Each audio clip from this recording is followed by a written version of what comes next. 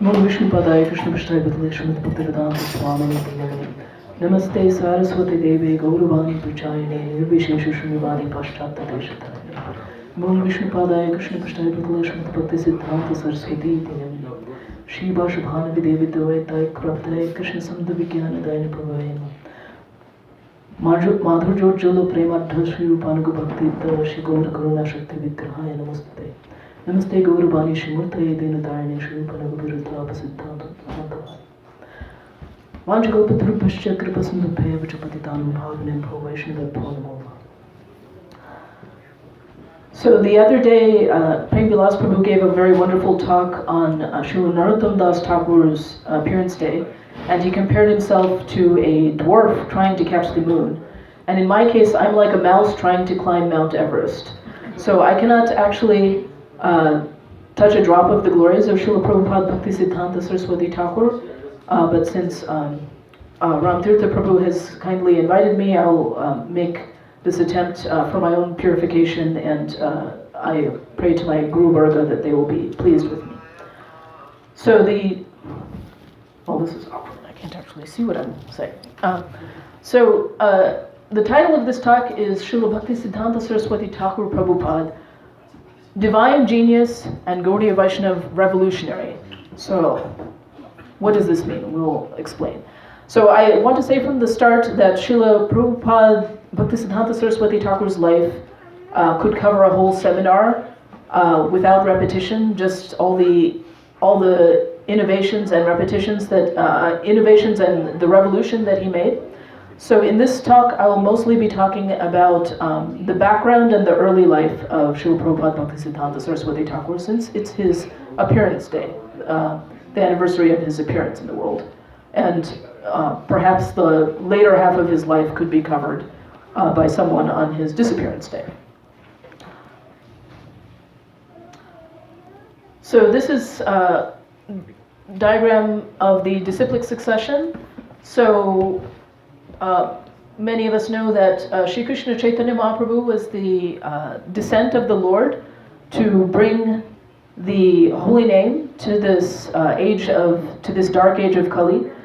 He appeared in Mayapur in 1486, and he was on this earth from 1486 to 1534. So this is a very abbreviated version of the disciplic succession since then. So many years passed, and then Srila Bhaktivinoda Thakur appeared in 1838. So his dates were 1838 to 1914.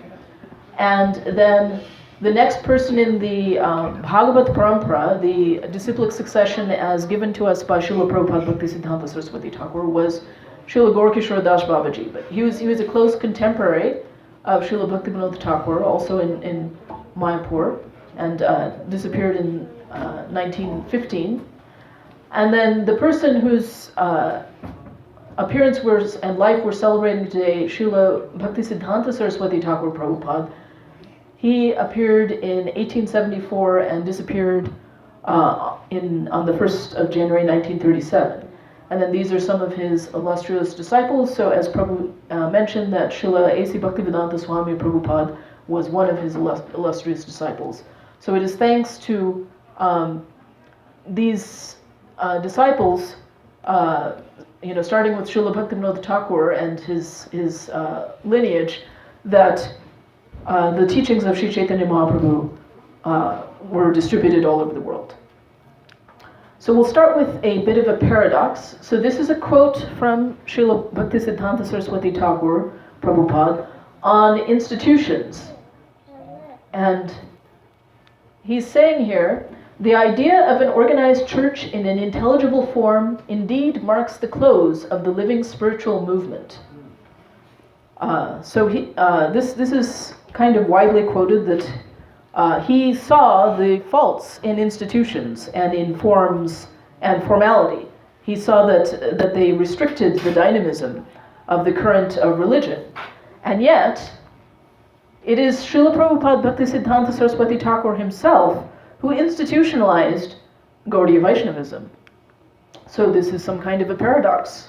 And it's, although that quote is from 1932, This is not by any means a late realization on his part, because Srila Bhaktisiddhanta Thakur had earlier commented in the same way about the relationship between form and substance.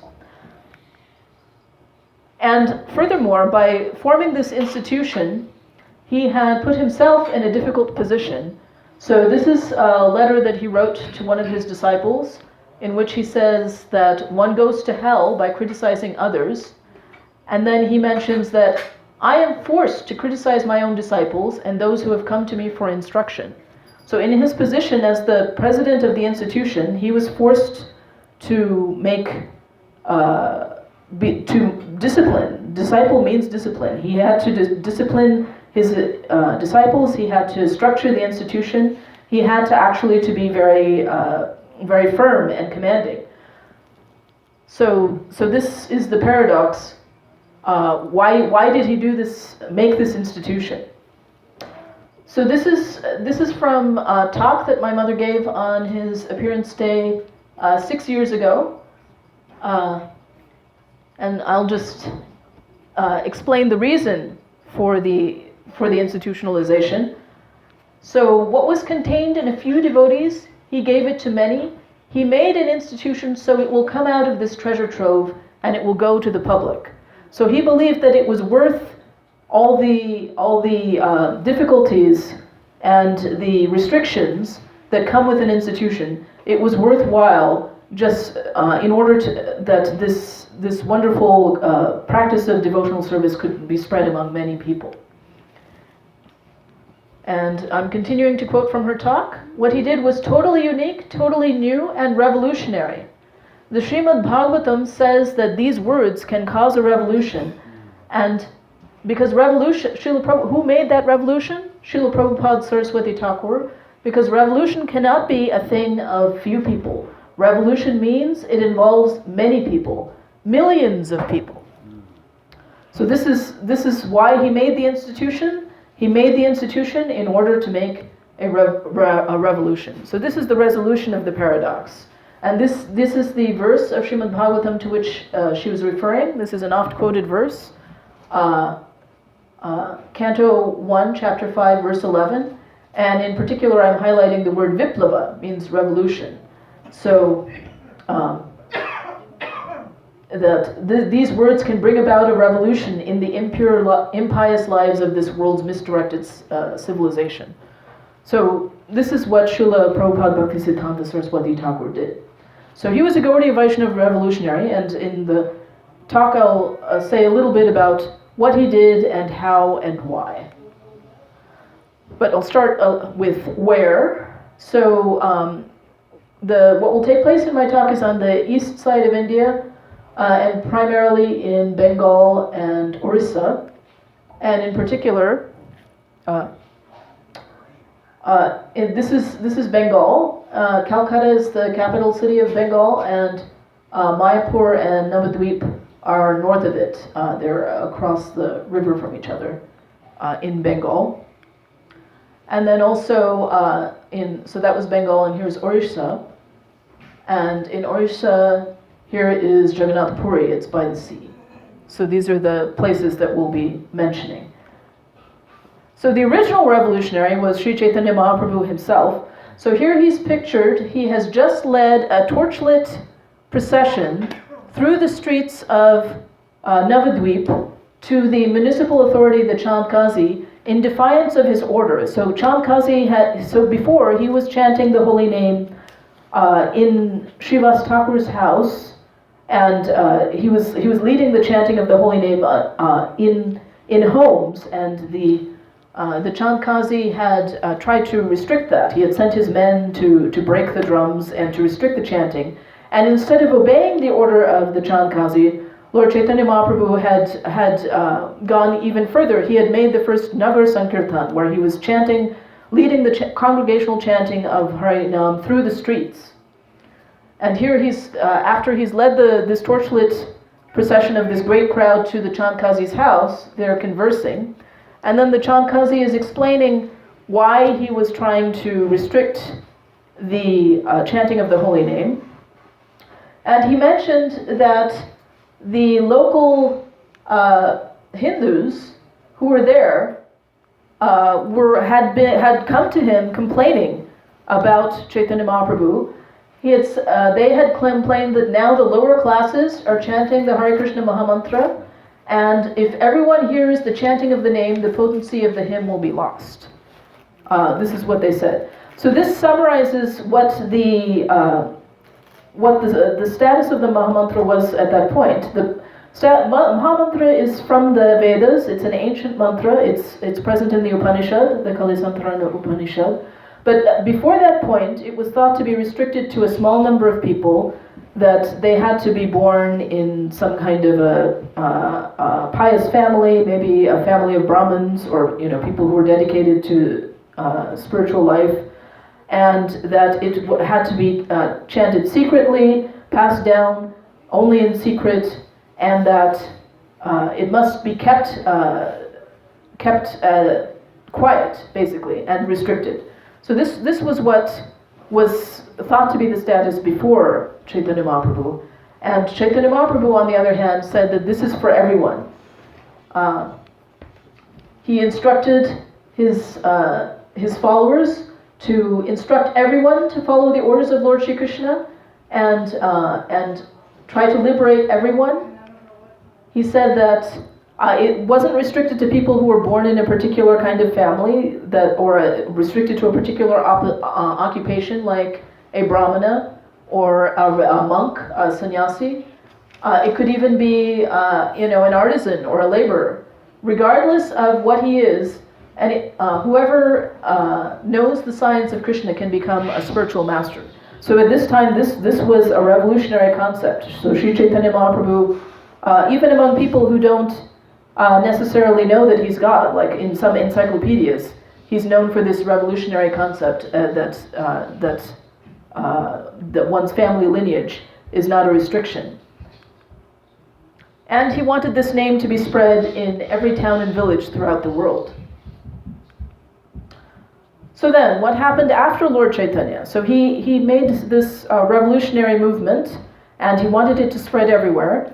And Prem Vilas Prabhu told us on Thursday a little bit about something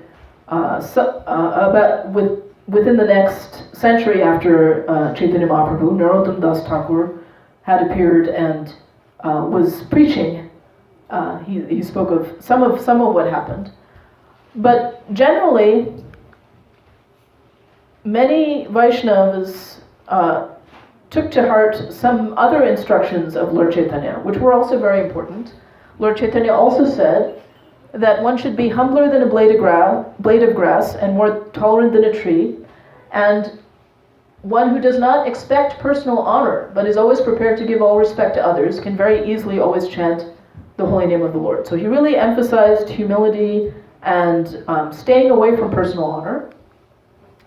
And so this is from the 8 verses that he wrote himself, the Shikshashtakam. This is the 3rd verse. And then in the 4th verse, he said, he talked about one-pointed devotion to the Lord. O Lord of the universe, I do not desire material wealth, materialistic followers, and various other things. So in particular, Vaishnavas who were in the line of Sri Chaitanya Mahaprabhu, many of them were trying to be very careful to not seek honor for themselves and to not seek materialistic followers. And so they lived simply and humbly, and they were still gathering, but they might be gathering under a tree, and whoever happened to know that such and such a Vaishnav is sitting under a tree would be able to go and learn from them the practice of pure bhakti. But it wasn't being spread among many people, the pure Vaishnava tradition. So after Mahaprabhu, there were various groups that were still following him in different places, and actually all of these were also in all 3 of these places, but generally in Navadvip there were householder Goswamis, and in Vrindavan there were ascetic Babajis, so they were engaged in solitary worship. So these householder Goswamis were often attached to a temple And so they were carrying on in their family tradition the worship of the deity in that temple. And then, of course, in Puri there had been for ages this wonderful temples of Jagannath Puri. So temple worship was continuing there. So among these, there was also some current of people who were carrying on Vaishnavism, but then there were also people who were who had mixed motivations. So by the time the 19th century approached, so as I had mentioned at the beginning, we're now talking about the 19th century, there were different groups which had fallen from the standard of pure Vaishnavism in various ways. And I won't cover all of these ways, but I'll mention that among the people I mentioned before, the caste Goswamis, or Smarta Brahmins, so some of the people who are householder Goswamis, they came to believe that that bhakti was restricted to a family lineage, such as they, and therefore they didn't try to preach widely to other people because the other people hadn't been born in their lineage. And they became more obsessed with family origin and family genealogy rather than with the practice of pure bhakti. Sorry. And then among the ascetic Babajis, whom I mentioned in the previous slide, some of them made some practices that were deviant. So in the name of the fact that Krishna is the supreme enjoyer and has many loving affairs with the gopis, they decided that they were Krishna and they would have loving affairs with many women. So the word sampradaya means a philosophical school, a disciplic succession. So these were what are called upasampradayas. So they had many deviated conceptions. So for instance, that a human being can understand Krishna by acting as if a human being is Krishna and so forth. So these people had arisen, and because these notions were sort of populist, then if you were trying to look for Vaishnavism in 19th century Bengal, you were more likely to run into one of these other deviated notions, and you would therefore people had a very bad impression about Vaishnavism in general. They were not finding the real practice, the real pure Vaishnavism. And in the meantime, in 19th century Bengal, there was a renaissance going on. So the upper castes and the middle classes had contact with the British, and partly due to the British criticism, they were stung by the British criticism of their traditions and their religions. So they looked with a critical eye on their own society, but at the same time, this contact fueled an upsurgence of creativity and flowering of different of Bengali literature and various new developments in Bengal. So into this milieu, the Bengal Renaissance was born or appeared Kedarnath Datta in 1838. So he and this is as we mentioned before, he later became Srila Prabhupada Thakur. So he was a middle class, educated person. He appeared in the Kayastha caste, the second caste of the Bengali caste system. So some of you may remember that from Thursday. And he participated in the Bengal Renaissance. He himself created literary innovations, and he was also a magistrate in the service of the British colonial government. So he was of this middle class, which, due to the deviations that I mentioned before, the middle class generally looked down upon Vaishnavism. However, he was of course an eternal pure devotee, but in his pastimes of his life, he looked through all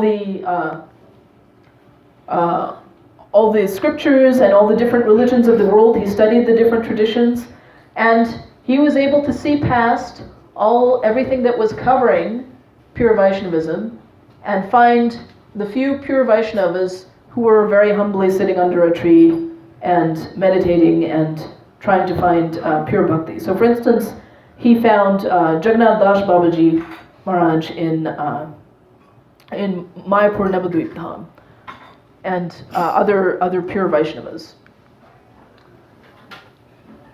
So he felt that this content was so wonderful, this practice of pure devotion to the Lord was so wonderful that he wanted it to go all over the world. So instead of being completely hidden among a few Vaishnavas, sitting under trees in remote places, Srila Bhaktivinoda Thakur gathered the Vaishnava literature. He started printing presses. He wrote songs, articles, and books himself, also, besides the existing Vaishnava literature. He sent English books to the universities in the West. So the first English book was sent to McGill University in the West. And while he was still he did this all while still a householder and magistrate. So if you read his schedule, you can understand that he was not actually a human being. What he actually did in his life and even during one day. However, this is not yet quite the revolution that I mentioned, because Sri Chaitanya Mahaprabhu had, in general, said that Vaishnavism was not restricted to any class. But this is a quote from Jaiva Dharma, where he explains that due to the social considerations at a time, even though from a spiritual point of view, a devotee becomes a Brahmin, he still remains ineligible for certain material activities in the eyes of society. So, in other words, that this idea of one's birth restricting one's activities, he was not yet disturbing the wider society by upending that. And this was because of the importance of leadership in society. So Lord Krishna says in Bhagavad Gita that whatever action a great man performs, common men follow. So this is the reason to care at all what society is like. So Srila Bhaktivinoda Thakur envisioned the revolution, yet he didn't yet himself execute the revolution. So here's an example of his vision. This is a quote. Very soon the unparalleled path of Harinam Sankirtan will be propagated all over the planet. Oh, for that day when the fortunate English, French, Russian, Prussian, and American people will take up banners, mridangas, kartals, and perform kirtan throughout their streets and towns. So this was the vision that Srila Bhaktivinoda Thakur had way back in the 19th century, when India itself was under British rule. It was a colony. So Srila Bhaktivinoda Thakur felt that he needed help in order to propagate this Vaishnav conclusion. So Lord Jagannath came to him in a dream when he was a magistrate in Puri and told him that you please don't just be a magistrate. You are here in Puri in order to spread the practice of devotion. So he said, I need help. So Jagannath told him to pray, so this is Lord Jagannath, to pray to Bimala Devi. Bimala Devi is the consort of Lord Jagannath. Pray to Bimala Devi and she would send him help. So he did, and he got the mercy of Bimala, which was Bimala Prasad.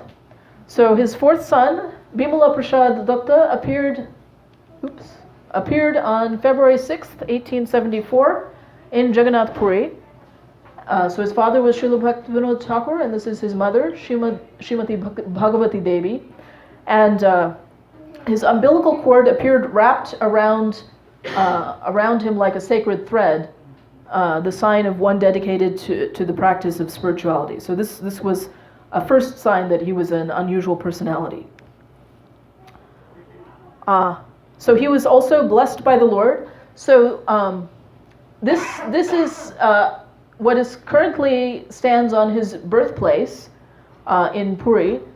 This is the Sri Chaitanya Gaudiya Math is the birthplace of Srila Bhaktisiddhanta Sarasvati Thakur Prabhupada. So he appeared in February, and then in the summer, it was time for the festival of the chariots, when Lord Jagannath comes out from the temple in Puri and into the streets down the Grand Trunk Road in a chariot. And this chariot is pulled by millions of people.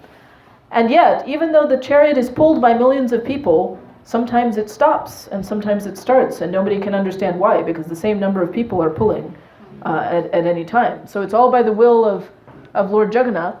So the birthplace, Srila Bhaktisiddhanta Thakur's house, the birthplace of Bimala Prasad, was on this Grand Trunk Road. So at one time, this was about 6 months later, this chariot came and stopped here and wouldn't move for 3 days.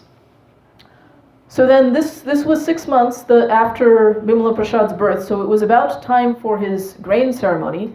So on the third day, Srila Bhaktisiddhanta Thakur brought the baby out and took him up on the cart to get Jagannath Prasad for his grain ceremony, his first grains. And then the flower garland from the deity of Jagannath fell onto the baby. This was another significant signifier that he was a transcendental divine personality, not an ordinary person. Then, even as a child, he was very remarkable. He was always interested in devotion. As a small child, he made the mistake of eating a mango, and his father mildly remarked that this mango had not yet been offered by the Lord. So even as a small boy, I think he was under 5 years old, he made a vow that he would never eat a mango again. And those of us who have had mangoes know what a serious vow this is. So he kept this vow throughout his life. He never ate a mango.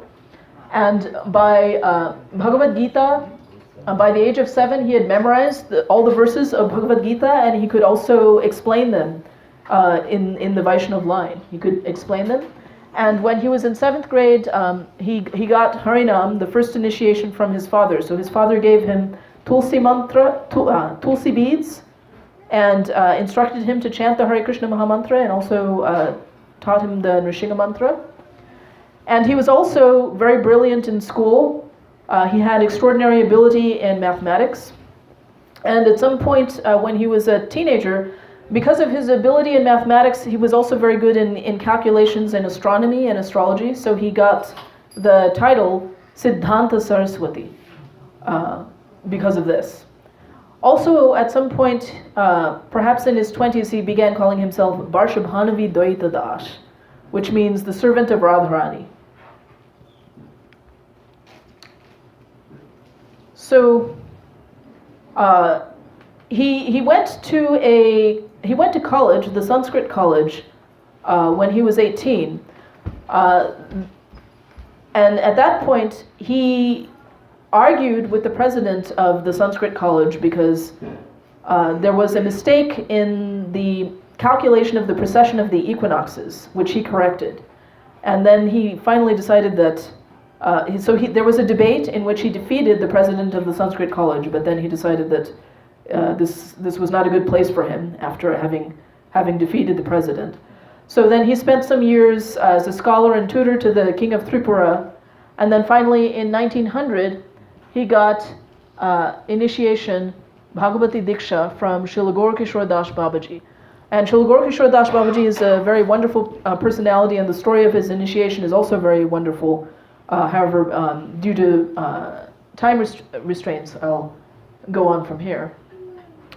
So, in 1905 in Mayapur, he took a vow to chant 1 billion names of the Lord. So he took this vow by saying that he would chant at least 300,000 names daily, which is about, so it's 3 lakhs is actually 58 rounds of Mahamantra.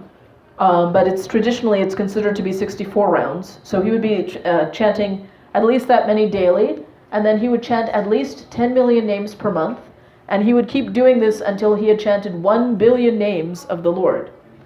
And this took him 9 years and 4 months to complete this vow, which is called Shatakoti Nam Yagya. So Yagya means sacrifice. So this is a sacrifice of the holy name that he performed to purify himself the association of the holy name. And his father had also chanted 1 billion names. So this was an important practice.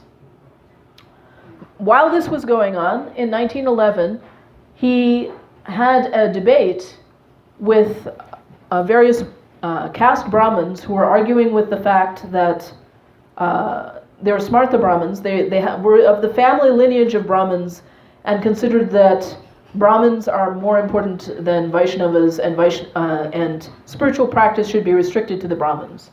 So he went to this debate in Bali Ghai with the Brahmins, and first he quoted many things from scripture praising the Brahmins and saying their wonderful status, and the Brahmins were very pleased because even they didn't know so many things had been said about the status of Brahmins in scripture.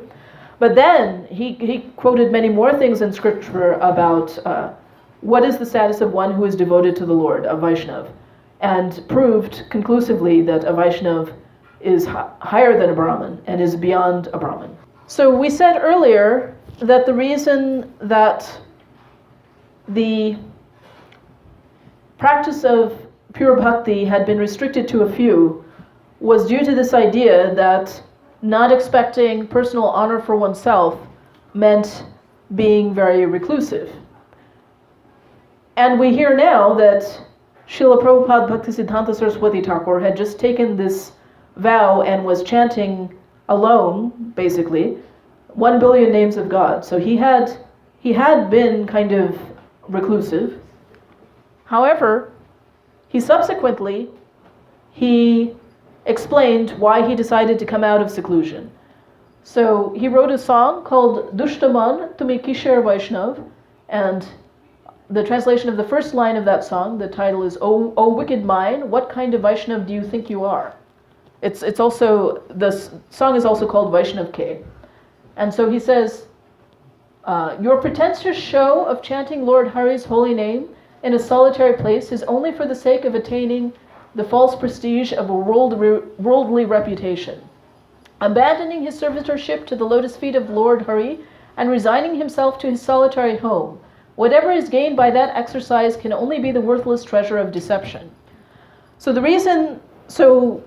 he was addressing this to his mind in a very humble frame of mind. Now we understand that, of course, this was not Srila Prabhupada Bhaktisiddhanta Saraswati Thakur's own actual frame of mind, but it was the frame of mind of many of the people who were engaging in solitary worship. So he continues, and he says, the Vrajavasis are truly infused with life, and therefore they preach.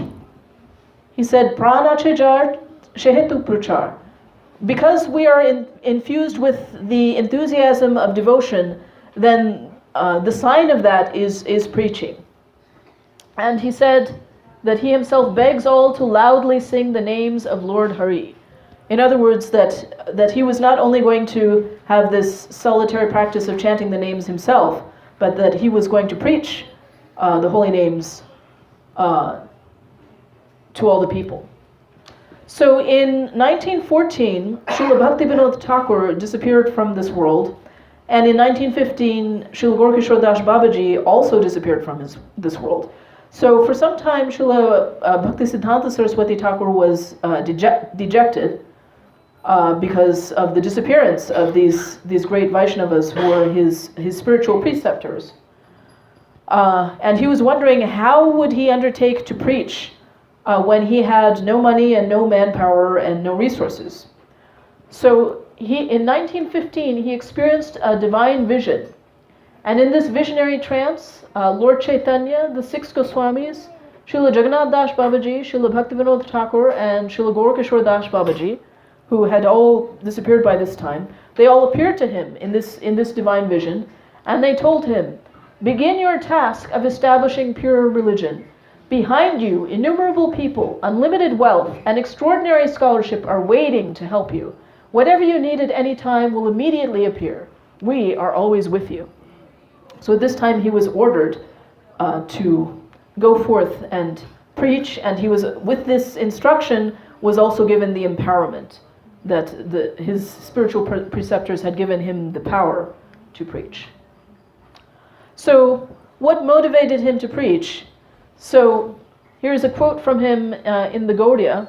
I wish that every selfless, tender-hearted member of the Gaudiya Math be prepared to shed 200 gallons of blood for the nourishment of the spiritual body of every individual in human society. So this is the reason, selflessness and tender-heartedness. This was his compassion for every single individual. That was the reason that he wanted to come forth and spread this to every person, because every person was missing the chance to have bhakti. And there's also stories that I won't go into about that really demonstrated how he really had very deep concern for every single individual and would really go very far to catch one individual and rescue them. So this was a revolution in the making. There was an emergency, which was that there was a famine of speaking about the practice of pure devotion to Hari. So in an emergency, we have, some of you who are old enough may know about this show, MASH, which stands for Mobile Army Surgical Hospital. So what Srila Prabhupada Bhaktisiddhanta Sarasvati Thakur instituted was not MASH, but a MOT.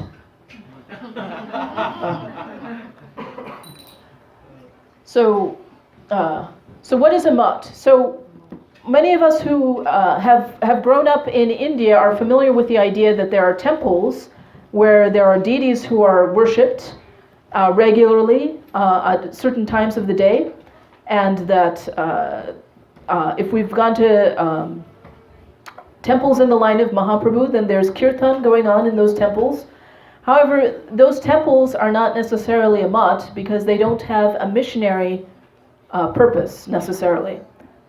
So you may find someone associated with the temple giving a talk about Hare Katha, a talk about the Lord and devotion to the Lord, or you may not. But one condition of a mutt is that they're not just the pujaris who are engaged in the worship of the deity, but they're also people who are dedicated to giving classes about devotional service. And there's a monastery usually associated with the mutt where full-time people who are full-time dedicated to monastic life live, and they live there for the purpose of preaching. So then this, I said at the beginning about this going out into the streets and chanting Harinam Sankirtan. So those monastics, they go out into the streets, they chant Harinam Sankirtan, and they preach to the people, bring this practice of devotion to all the people around. And for this purpose, more and more of these mats, which are missions, where the nucleus is the temple with the deity, but from the nucleus, these preachers are spreading out. This is what is a mat, and these are the hospitals where we can develop our spiritual life. So this is what Srila Bhaktisiddhanta Saraswati Thakur established. So as I said, that the early part of his life I would have to go through only briefly. So this is what the later part of his life I would go through only briefly. These are the revolutions that he made in order to the revolutionary innovations that he made in order to facilitate this preaching. So he took advantage of Jukta Vairagya. So Vairagya is renunciation, and in general in India the idea of Vairagya is asceticism, dry renunciation, so just not having anything to do with the world. Whereas Srila Rupa Goswami, in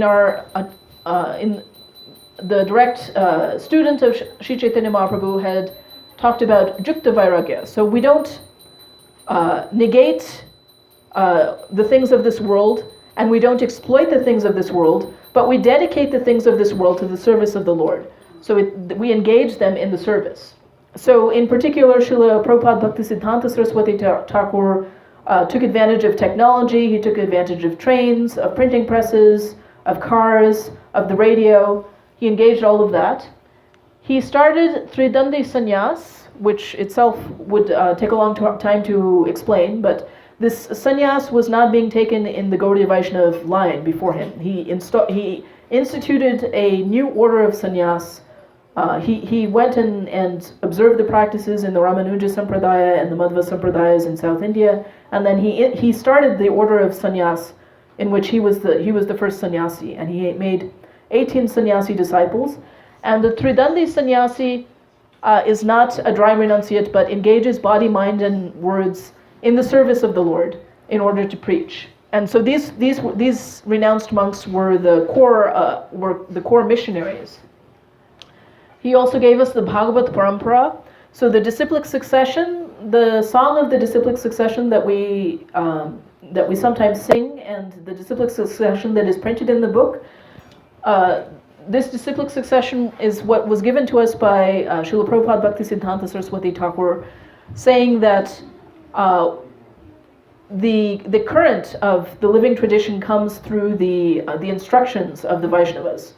So it's not just by the form of initiation, but by the substance of who has effulgent devotion to Bhagavan. And as I mentioned before, he said that caste has no bar. So he himself, being of the second caste in the Bengali system, yet he had disciples who were Brahmins, which infuriated many people who thought that Brahmin was a family lineage, and that only people born in family lineage should initiate Brahmins. He also had disciples from every caste, or no caste. So basically he said that this family lineage and ethnic background had nothing to do with whether one was eligible for devotion. He called for Vishnupriya Palli. So Vishnupriya Palli is a place where, so what he said was that women who were able to engage in devotion in their family homes were certainly free to do so, but many women were finding that there was bad association in their family homes that was keeping them from engaging in spiritual life. So he requested that there should be a place called Vishnupriya Palli where they could come together, all these women, and they would live with one another, they would study the scriptures, and they would speak with one another about devotional topics, and only one man would live at a distance to serve them, in the same way that Ishana, the servant of Vishnupriya and Shachi, used to live and take care of them. But they should all follow the example of the wife of Mahaprabhu and engage in spiritual life in a detached way. And he also gave advice to householders that was very revolutionary. This was based on the example of his parents, but his advice was that the husband and wife should not see each other as objects of their enjoyment, but each should see the other as a devotee of Krishna and should serve each other as devotees of Krishna. And he also established 64 temples within India, but he also said that more important than the temple which is made of bricks is the temple which is made of books and ideal lives. So that is what will reach further and which will last a long time. The books of spiritual life and the example of the ideal lives of the devotees. And he made this amazing innovation that he could safeguard pure bhakti while distributing it. He didn't water down pure bhakti, he didn't make compromise, and yet he gave it to the masses. And no one had thought this was possible before. This was why it had remained restricted. No one had even imagined that it was possible. And yet he executed this. And all the different ways that he executed this cannot be summarized in such a short time. But among other things, he also had disciples in the West. He sent his disciples to preach in the West, and he had a few in Germany and in England. So he had made his first disciple in Mayapur in 1906.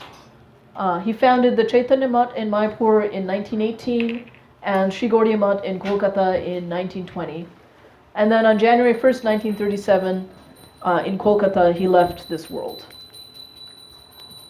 He had left many books. He had written commentaries on Srimad Bhagavatam and a commentary on Chaitanya Charitamrita, and he had also printed the commentary on Chaitanya Charitamrita that his father wrote.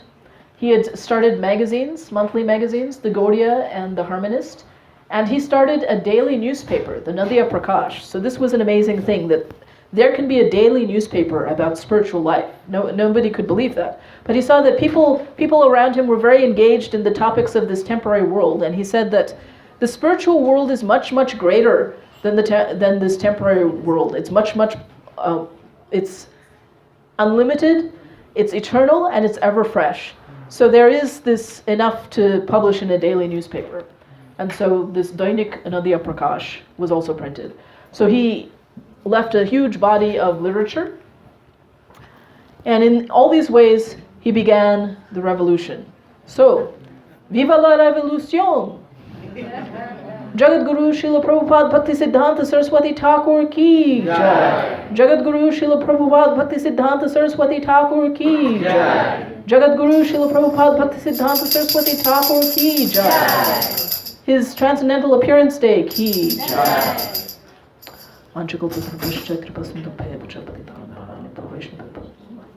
So thank you for your attention. I don't know if there's a few minutes for questions, I think. Does anyone have questions? Yes? Bhagavatam, Brihad Bhagavatam, what Maharaj always speak. Brihad Bhagavatam. The Brihad Mridanga? Yeah, Brihad Mridanga. Yes. Yes, so he used to, he had a printing press. He actually included a printing press on the logo of the Gaudiya Math, and he called it the Brihad Mridanga. So this clay Mridanga that we have was made by Sri Chaitanya Mahaprabhu. It was modified from the South Indian drum. It was made with a strap so that in Nagar Sankirtan, people can stand and walk, and it can be heard from a long way. So it's meant for spreading the holy names. However, it can be heard for a long way, but it can only be heard in one neighborhood. So Srila Prabhupada Bhaktisiddhanta Saraswati Thakur said that the printing press was the Brihad Mridanga, the big Mridanga, because beyond being heard just in one neighborhood, the words that were printed by the printing press could be heard throughout the whole world. And so he emphasized this service of the Brihad Mridanga, of printing the books and distributing the books, speaking the books, and living lives that are examples of the books. Hare Krishna. Thank you for asking. Could you elaborate on the reason and why Srila Prabhupada he put like the different lotus feet of Chaitanya Mahaprabhu in different places of India? Yes, so Sri Chaitanya Mahaprabhu had gone on pilgrimages in various places of India.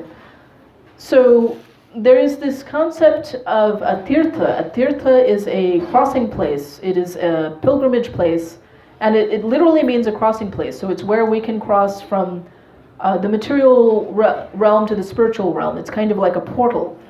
But the reason that a place is a tirtha is because the Lord and his devotees have placed their holy feet there.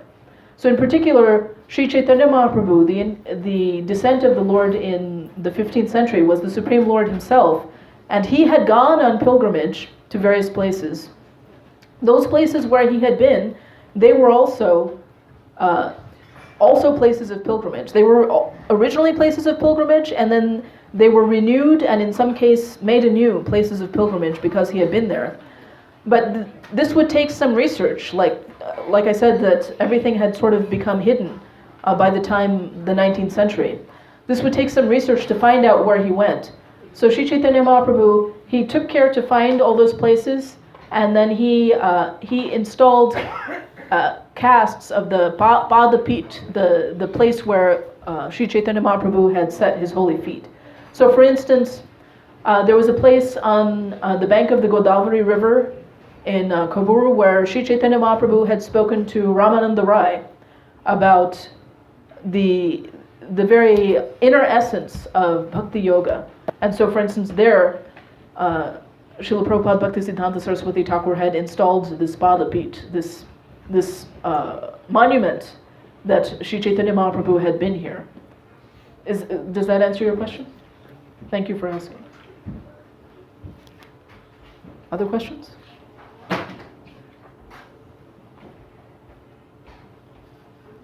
Yes? Radha Vijay? Hare Krishna.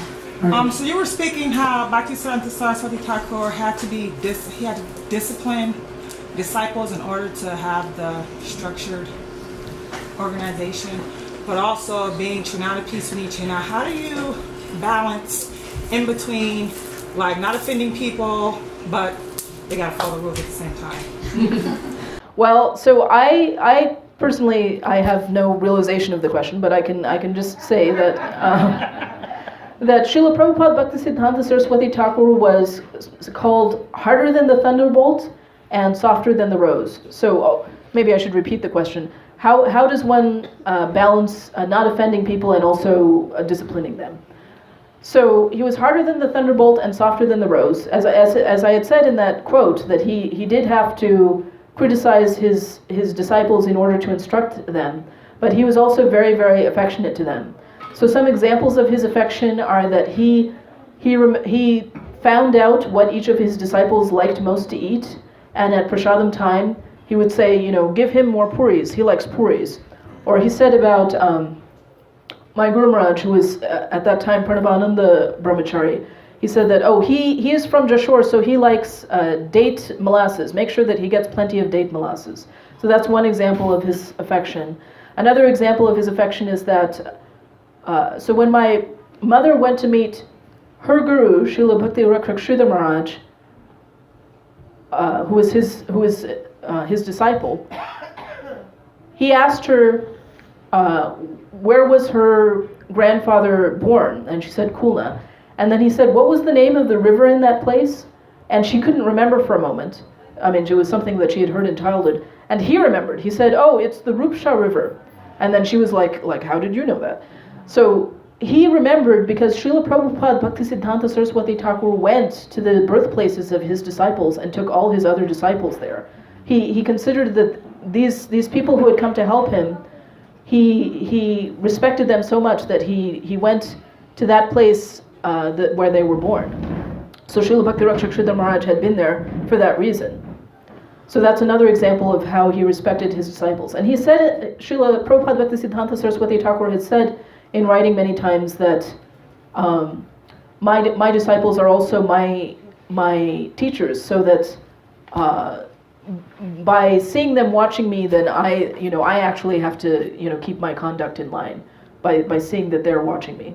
Which sometimes when one is a teacher, one finds that one learns from one's students, and sometimes parents learn from their children. So similarly, Srila Prabhupada Bhaktisiddhanta Saraswati Thakur also saw his disciples in that way. So he had both the balance of being humble and respecting his disciples, and also being able to discipline them. But how he did that, I don't know. Thank you. Can I make a comment? Yes, please. I just want to make a comment. We also talked about yesterday in our home program too. This question was asked, and my speech in Radha Maharaj also mentioned. Said, in general, we have no authority to correct anybody. But if authority is given by authorities, so it should be done with the love, with the respect, and not taking pride in correcting them, and not demeaning them, meaning that I am better than you. That if we have that mood, we can correct it, because if we don't correct them, that's not good for them. Ultimately, this is out of service to them so that they can, otherwise if we don't do that, they glide down in the path of bhakti. Only with that mood we can correct it. When we have that mood, then Krishna also sees the empowers, and the person who has been corrected, they can feel that love. Because as he said, then after that we close the chapter, right after that we close the chapter and move on as if nothing happened. And they will say, because it says that person and personality is different. So no one is a good or bad. It depends on the person how they behave in different situations. Good person can behave bad way in different situations. So we have to bifurcate the person and personality. They are good, but that particular incident they behave like. And the person can feel it. This person is my well-wisher, and there will be change in the future. That's what I heard. Thank you. Thank you for that. I think this was the stated time. All right, so thank you again for your attention.